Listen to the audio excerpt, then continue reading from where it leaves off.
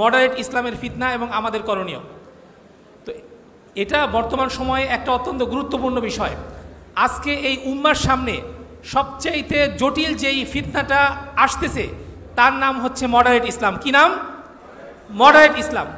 তো আমরা আমাদের দিন সম্পর্কে গবেষণা চর্চা কমিয়ে দিয়েছি, কিন্তু ইহুদি খ্রিস্টানরা মুসলিমদের সম্পর্কে গবেষণা, পর্যালোচনা, যাচাই, তথ্য সংগ্রহ এটা তারা কিন্তু ঠিকই করতেছে।